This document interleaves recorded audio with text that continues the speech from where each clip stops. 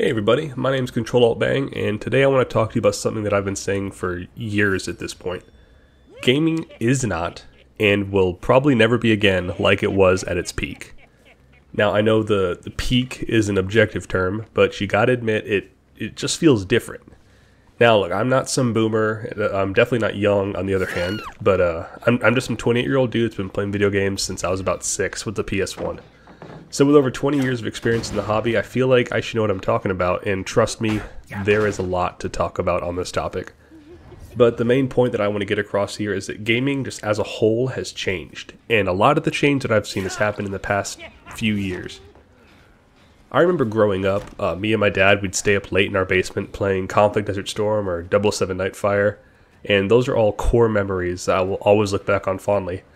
But we're at a point now where I doubt I could share any memories like that with my son in the future. Gaming has turned from a niche hobby full of passion and care into just another medium for billion-dollar companies to bleed your wallet dry. Ubisoft, for example, they're in the process of releasing their new revolutionary game, Skull and Bones, which initially, honestly, to be fair, I was excited for. Now, these are the guys that made Assassin's Creed Black Flag, which I still believe is one of the best Assassin's Creed games ever released. I remember coming home from school and sailing around the ocean, collecting resources and boarding massive ships, listening to shanties, and it truly felt like a game that had soul and passion put into it. Now, I don't know if any of you guys watching had the chance to play the closed beta for Skull and Bones, but I'll save you the trouble. It's garbage. Now, gameplay mechanics aside, the game feels like every other Ubisoft game we've played. It's a giant open map with way too much filler content. There are far too many fetch quests with nothing to move the story forward, and there's a constant voice in your ear begging you to check out the game's storefront, because God knows the storefront fucking works. You can't even board a ship once you've destroyed them. Okay, I'm going to put in some gameplay from Assassin's Creed Black Flag, which came out in 2013, and then I'll play some footage from Skull and Bones, which has been in development for the same studio for the past 7 years, and you tell me which one looks better.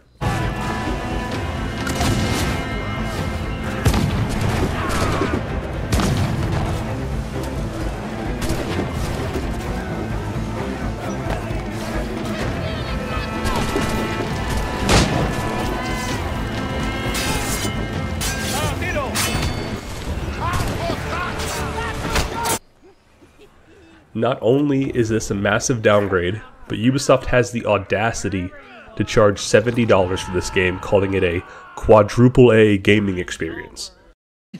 You say something about my AAA gaming experience. dough tree.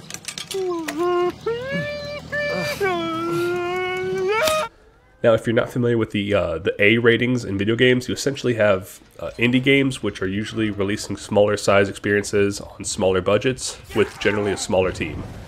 Now, case by case, the size of the game will vary, but you generally don't have a massive company holding the bag for an indie game.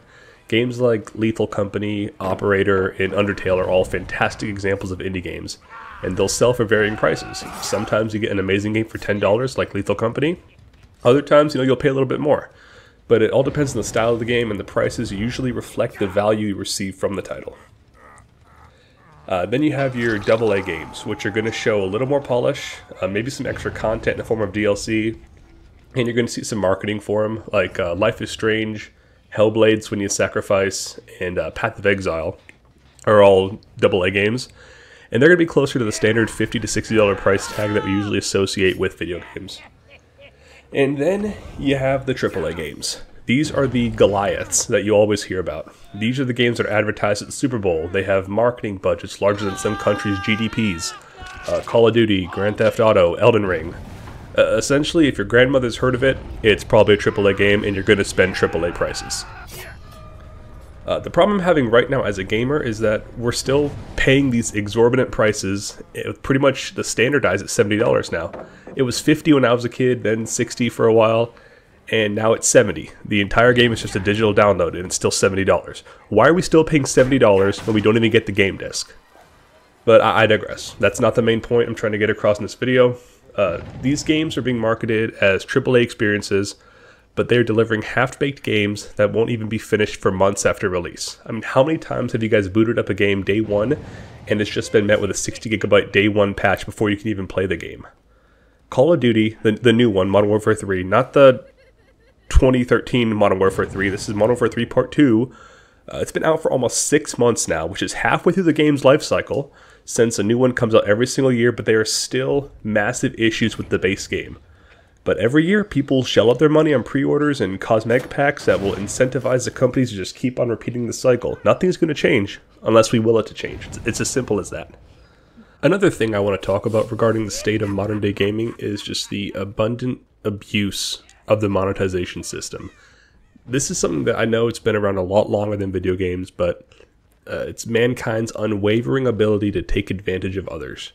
Like back when I was growing up, you would beg your mom for money or go mow lawns until you've made enough for your game. You'd go to the local GameStop, you'd buy the game, you'd go home, you'd put the game in, and that was that. Your financial obligation to the game and that company is finished at that point. You are now free to enjoy your game that you just paid for. Now, every single game, with very, very few exceptions, has the dreaded digital storefront.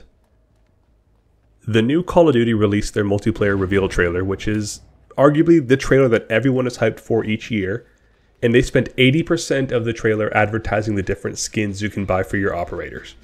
Now, I know I keep harping on Call of Duty, but they seem to be the most egregious one of the current set list of games, at least. Even if you don't play the newest COD, you're still being advertised for the new game while you're playing the older one.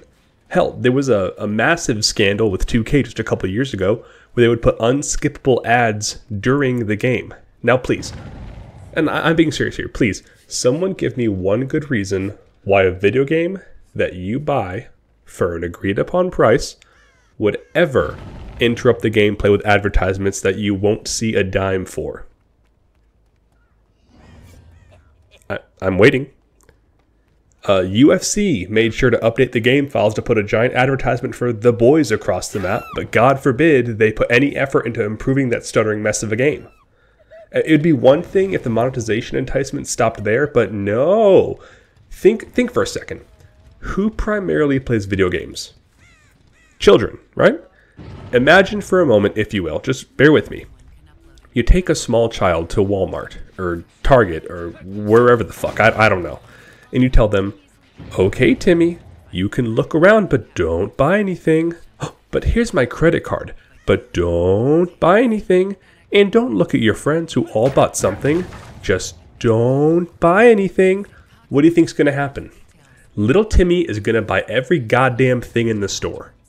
And this happens day in and day out. And the companies won't do a single thing to stop selling their cosmetic bundles to these kids because it's bringing them money.